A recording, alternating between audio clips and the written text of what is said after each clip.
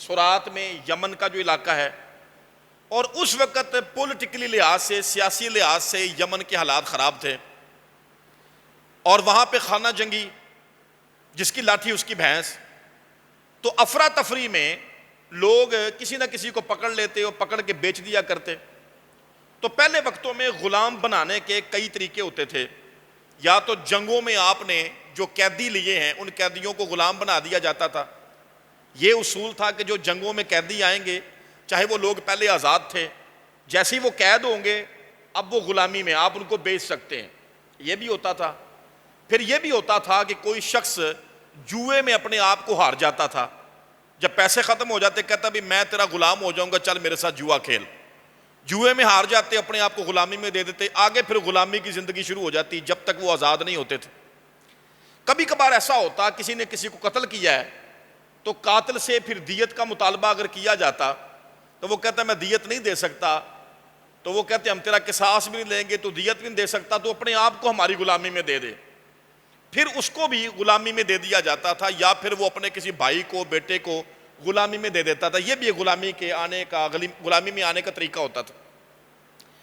کئی مرتبہ ایسا بھی ہوتا تھا کہ راستے میں قافلے کو ڈاکوؤں نے لوٹ لیا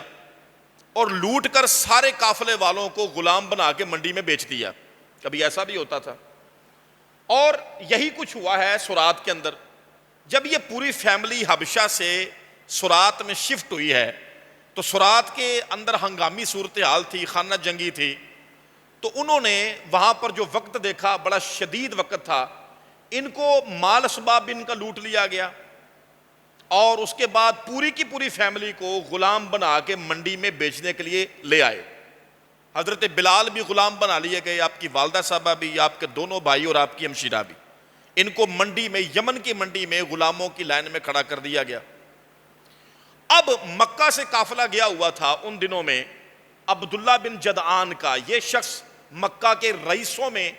ایسا رئیس شمار ہوتا تھا کہ مکہ کے بڑے بڑے سردار بھی اپنی ضرورتوں کے لیے اس سے قرضہ لیا کرتے تھے۔ ابو جہل جیسا بندہ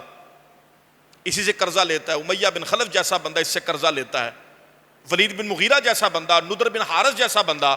یہ کھاتے پیتے لوگ اور خوب سردار لوگ جن کے انڈر میں کئی کئی غلام تھے، یہ بھی اگر ضرورت پڑ جاتی، کوئی بڑا خرچہ کرنا ہوتا تھا تو خرچہ عبداللہ بن جدعان سے یہ جا کے ادھار لے لیا کرتے تھے۔ عبداللہ بن جدعان سمجھ لیں رئیسوں کا رئیس تھا مکہ کے اندر، اس کے انڈر میں 1600 سے بھی زیادہ غلام تھے جو اس کے انڈر کام کر رہے تھے،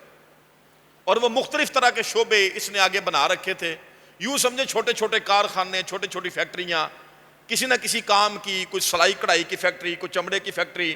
کوئی بکریوں کی دیکھ ریکھ کے لیے غلام رکھے ہیں، کوئی گایوں کی دیکھ ریکھ کے لیے، کوئی اونٹوں کی دیکھ ریکھ کے لیے۔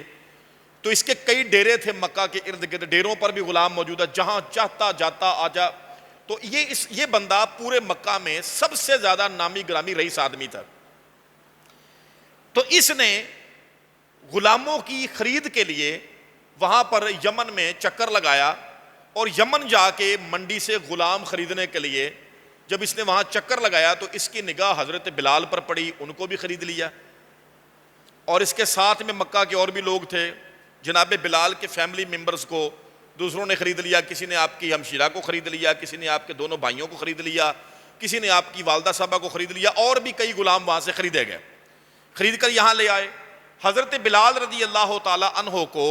اب عبداللہ بن جدعان کے پاس آئے زیادہ عرصہ نہیں ہوا تھا، اس کو ڈیوٹی دے دی گئی بکریاں چرانے کی۔ عبداللہ بن جدعان نے جو پینل بنایا تھا غلاموں کا، اس پینل کو بکریاں چرانے کی ڈیوٹی دی، جو بکریوں والا تھا اس میں حضرت بلال کے ذمہ بکریوں کا ایک بہت بڑا ریوڑ آیا کہ یہ تم نے چرانا ہے۔ انہی دنوں میں نبی کریم علیہ السلام نے اعلان نبوت فرمایا ہوا تھا، اور مکہ کے جو کافر تھے وہ نبی کریم علیہ السلام سے بڑے تنگ تھے، بڑے بڑے رئیس، اور وہ بڑے پریشان تھے کہ یہ جو نئی دعوت لے کر آئے ہیں یہ ہمارے خداؤں کے خلاف ہے، تو آپ کے لیے طرح طرح کی وہ مصیبتیں کھڑی کرنے کی کوشش کر رہے تھے کہ کوئی بندہ آپ سے ملے نہ، وغیرہ وغیرہ۔ تو اب عبداللہ بن جدعان کو لوگوں نے مشورہ دیا کہ تو پہلے اپنے غلاموں کو یہاں سے نکال، کیونکہ تیرے زیادہ تر غلام عربی نہیں ہیں، تو وہ بڑی آرام سے، کہیں ایسا نہ ہو، حضور کے بارے میں کہتے کہیں ان کے جھانسے میں نہ آ جائیں، ان کی بات سن کر ان پر اثر نہ ہو جائے، اس لیے ان کو نکال یہاں سے۔ صرف چند ایک غلام یہاں پہ رکھ جو بہت زیادہ تیرے لیے کام کرنے کے لائق